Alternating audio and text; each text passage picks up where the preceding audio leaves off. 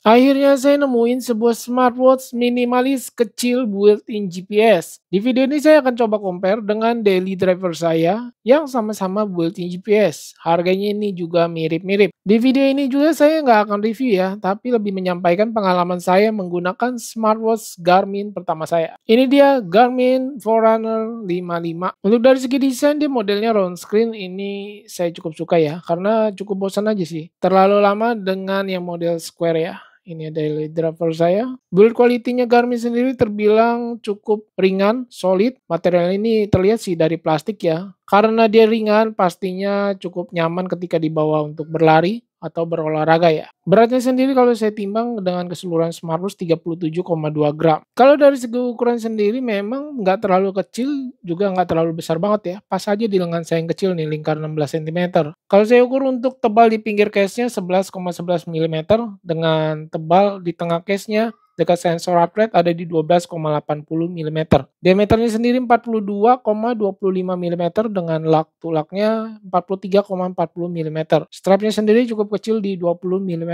Ya kalau diukur sendiri untuk dia punya diameter, lug to lugnya, ketebalannya ini nggak terlalu kecil juga nggak terlalu tipis banget ya. Cukup pas aja di lengan saya yang kecil. Biasanya kan tipe seri Garmin itu lumayan ya, besar-besar modelnya seperti Casio G-Shock gitu. Untuk Huawei sendiri terlihat lebih besar ya, si Huawei. Cuma materialnya aja saya merasa lebih solid si Huawei karena dia punya case materialnya ini dari alloy ya. Di bagian strap selama pemakaian saya kurang lebih hampir 2 mingguan, saya cukup suka dengan strap kualitas Garmin ini. Karena dipakai berlama-lama saya merasa ini jarang sekali saya bisa berkeringat banyak ya. Biasanya kalau memakai daily driver saya ini untuk berjalan atau beraktivitas saja, udah lumayan keringetan di sini berbekas ya. Ya karena memang untuk materialnya ini lebih glossy ya dibandingkan si Garmin yang doff gini. Sedangkan kalau kita lihat di bagian back case-nya Garmin ini seperti ada lempengan logam ya. Entah untuk apa ini, mungkin kalau yang anak Garmin tahu bisa bantu tulis di kolom komentar. Untuk pengecasan pin chargernya kalau Huawei ada 2 pin, sedangkan charger Garmin dia menggunakan kabel ya yang dicolok gitu. Jadi nggak mudah lepas saja kalau menurut saya ketika sedang pengecasan. Kemudian satu hal lagi yang mau saya sampaikan dari Garmin Forerunner 55 ini, saya merasa untuk dia punya display sangat amat nyaman ya ketika digunakan di outdoor, apalagi di panas terik gitu, di sunlight. Semakin terang dia punya cahaya menghadap ke layar ini, semakin terlihat dengan jelas. Kalau misalnya kita cahayanya kurang seperti ini, misalnya di dalam ruangan ya, indoor, untuk pencahayaannya kurang, terlihat emang agak redup sih, agak susah gitu. Tetapi dia masih dikasih lampu. Untuk layar sendiri dia menggunakan model MIP yang seperti sudah ada di seri G-Shock GBD 200 ya. Waktu itu saya pernah lihat di komentar juga. Kalau pribadi saya sendiri dengan layar AMOLED ya, untuk layar AMOLED emang ini cakep banget sih. Layarnya pokoknya keren dah. Bisa ganti-ganti pilihan watch face sesuka hati, yang warnanya gonjreng-gonjreng juga mantep ya pasti kelihatannya ya. Sedangkan kalau si Garmin ini dia benar-benar seperti smartwatch jadul gitu ya, nggak ada warna dan terbilang juga ini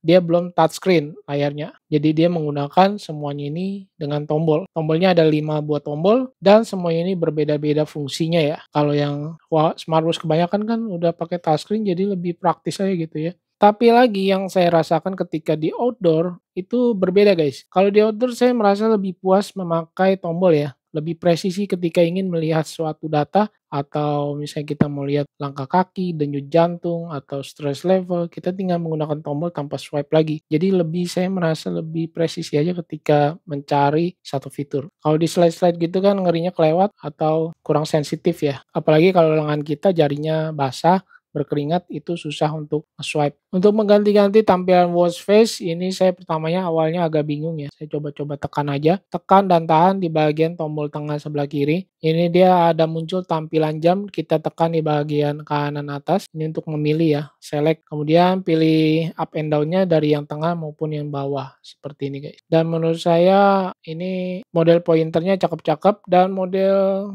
watch face digitalnya juga bagus. Tetapi kalau kita masih kurang pun kita masih bisa download dari Garmin Connect-nya ya. Install beberapa watch face lagi, itu benar-benar keren sih menurut saya. Jadi dia terpisah ya, nggak dijadiin satu gitu di aplikasi. Tidak seperti smartwatch kebanyakan ya. Lalu untuk melihat menu shortcut atau menu pilihan, kita bisa tekan dan tahan di tombol atas. Ini seperti ini ya. Biasanya kan kalau smartwatch kebanyakan di-slide dari atas ke bawah untuk menu shortcut-nya. Punya smartwatch baru itu sangat menyenangkan dan menantang ya bagi saya untuk mengetahui isi-isi fiturnya, cara penggunaannya, cara pemakaiannya, tombol-tombolnya pasti fungsinya berbeda semua. Koneksi GPS-nya sendiri terbilang cepat menurut saya. Untuk fitur yang ditampilkan di mode olahraga sportnya ini terbilang juga simple banget ya. Kalau kita lihat dan perhatikan di sini hanya ada 3 tampilan aja, kemudian kita bawain. Ini untuk fitur heart rate-nya, lalu ini adalah waktu ya. Dan saya merasa ketika waktu saya sedang berolahraga, untuk di Garmin Forerunner 55 ini aja ya, kalau menurut saya ini untuk sensor heart rate-nya terdeteksinya ini suka agak kurang presisi guys,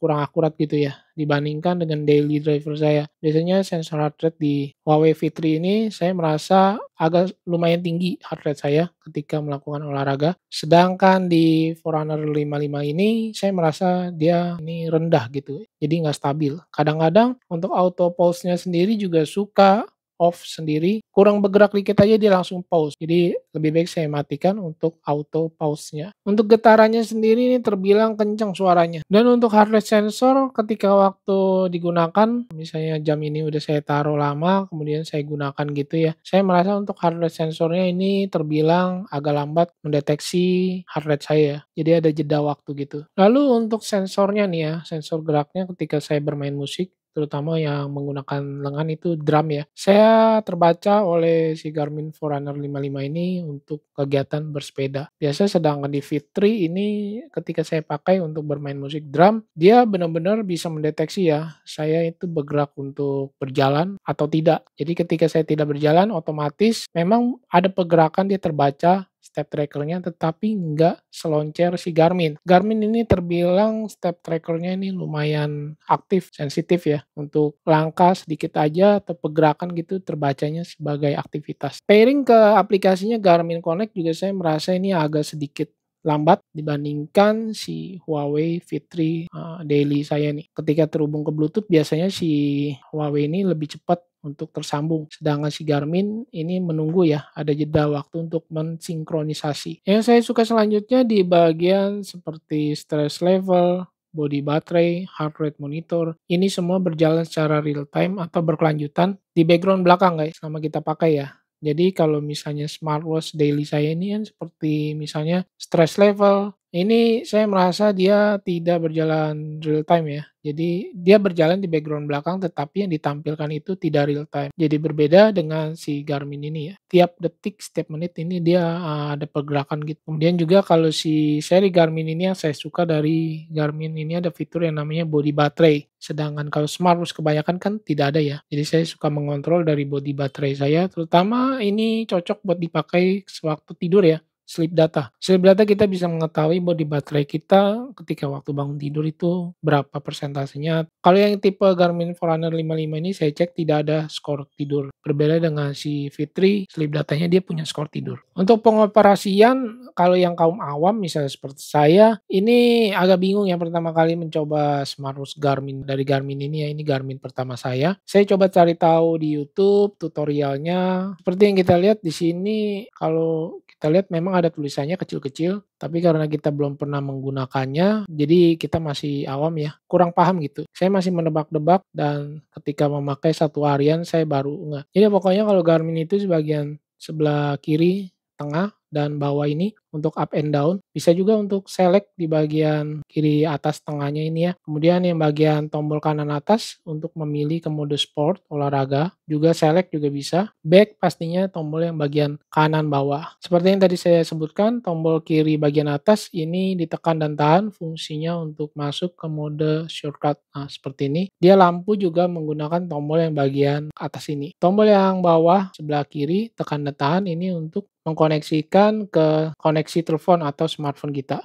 Untuk melihat menunya tinggal ke bawain aja guys, seperti ini ya. Dan kita masih bisa tambah lagi bagian bawah ini, kita ke bawain lagi dan pilih select tombol yang ini. Emang agak ribet sih kalau kita mau buru-buru menggunakan semuanya fiturnya ini menggunakan tombol ya, tombol fisik, press button tanpa ada touchscreen. Dan lagi kalau kita udah masuk ke dalam fitur-fiturnya gitu ya beberapa kali, Dan untuk keluar tidak bisa one click langsung ke menu utama, tidak bisa. Jadi mesti klik berkali-kali di bagian tombol back-nya ini. Fitur-fitur yang diberikan dari aplikasi Garmin Connect sendiri ini terbilang oke, mantep, dan lengkap ya. Terutama saya suka di bagian sleep datanya itu lumayan lengkap. Bahkan dia saya lihat ada beberapa yang tidak ada di Huawei Health. Tapi juga dia tidak ada fitur seperti analisis aritmia di Garmin ini tidak ada. Pengalaman saya memakai Garmin Forerunner 55 ini sekitar 2 mingguan terbilang oke sih. Tidak ada kendala ya. Paling kendalanya itu di bagian heart rate aja menurut saya ketika berolahraga saya merasa kurang akurat atau kurang presisi ketika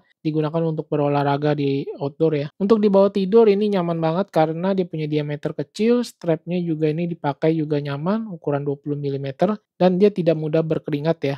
Materialnya cakep. Di outdoor ini di sunlight terlihat dengan jelas dia mempunyai layar MIP yang tanpa touchscreen ya pastinya. Ini saya suka banget. Jadi sepanjang hari menatap smartwatch gampang gitu, mudah. Tanpa harus di raise to wake, tanpa harus di tap-tap touchscreen-nya, tanpa harus ditekan tombol, dia sudah terlihat dengan jelas seperti ini, menyala terus. Nah, untuk baterainya bagaimana nih? Selama pemakaian saya, 1 hari untuk Garmin Forerunner 55 ini turunnya 15%. Ya maklum karena dia punya GPS ini tidak bisa dinonaktifkan ya. Dia aktif terus dan sensor-sensornya ini terutama di bagian seperti stress monitoring, body baterai, itu terhubungkan ke heart rate ya. Itu berjalan semua real time. Bisa sih di-off-in tetapi kan saya merasa percuma aja ya punya smartwatch canggih. Kalau tidak diaktifkan otomatis kan body baterai juga tidak terukur. Padahal itu salah satu kelebihan fitur dari Garmin ini ya. Untuk proteksi sendiri ketahanan air, saya merasa ini cukup aman dan nyaman ya ketika dipakai untuk berenang,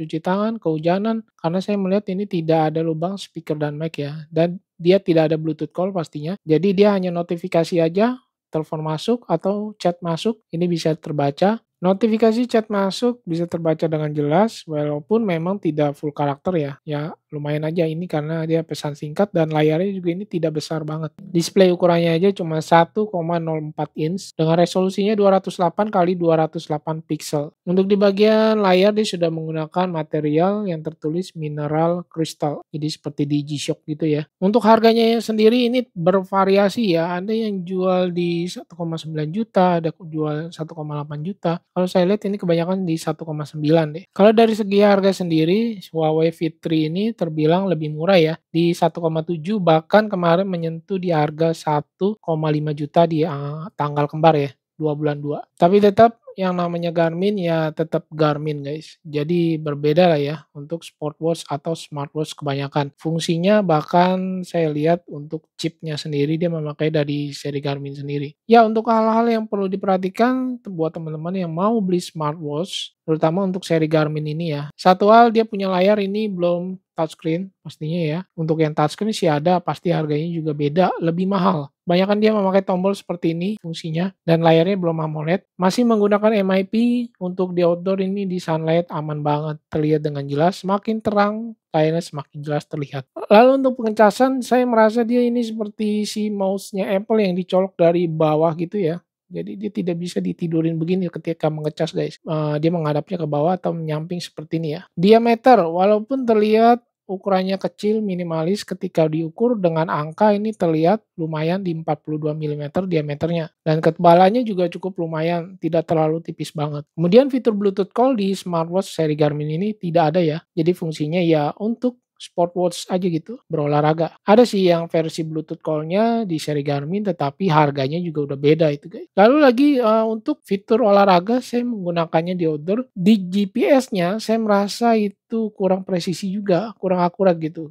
Garis-garis dia punya GPS ketika saya melangkah di outdoor, kurang presisi. Jadi suka keluar dari jalur. Dan emang sih, saya taunya ini seri Garmin FR55 ini bukan versi yang terbarunya dari Garmin ya. Dan dia juga harganya sekarang ini murah banget. Murah di kalangan Garmin ya, bukannya di kalangan smartwatch tipe lainnya. Nanti saya pengen nyoba Garmin tipe lainnya ya, yang ya mungkin layarnya sudah AMOLED, fiturnya yang lebih banyak, touchscreen dan lainnya. Ditunggu aja di channel ini. Kemudian selain harganya yang lumayan di 1,9 1,8 juta, dia juga sudah bergaransi 2 tahun dari TAM. Ini mantap sih. Ya mungkin segini dulu yang bisa saya sampaikan pengalaman, kesan dan pesan saya menggunakan smartwatch dari Garmin pertama saya ini ya, di yang paling termurah di harga 1,8 jutaan atau 1,9 saat video ini tayang. Mungkin kalau tanggal kembar kayak kemarin itu harganya bisa lebih murah sih. Soalnya ini saya beli kemarin sebelum tanggal kembar ya, udah 2 mingguan saya pakai. Seperti biasa,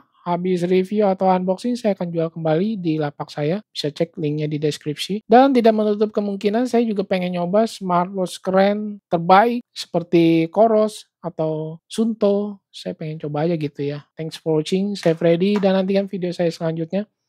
Bye. Jadi bingung nih, daily driver saya apakah perlu diganti dengan Garmin Forerunner 55?